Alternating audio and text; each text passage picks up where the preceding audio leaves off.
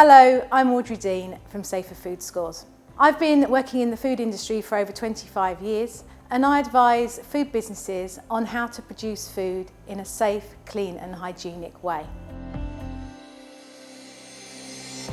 Your kitchen is vulnerable to many harmful viruses and bacteria, and they can be brought into your environment in a number of ways.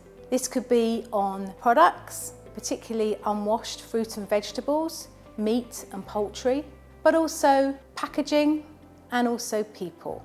Once in your kitchen, these bacteria and viruses can easily spread around, and that can then contaminate other parts of the kitchen where you might not expect it. When your kitchen is particularly busy, this is even greater.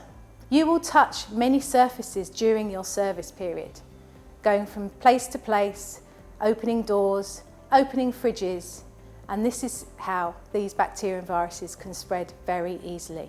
When we take all of these risks into consideration, it really brings it into the harsh light of day how important good hygienic practice is, and how important it is that you reduce the risks in your kitchen. Think about the risks in your kitchen. Think about where the harmful bacteria and viruses could come from, and make sure that you handle the food properly and that you clean and sanitize your surfaces really well with your sanitizing spray or whatever chemicals that you use. All of these will help you to reduce the cross-contamination risk and keep your kitchen a safe place to work in.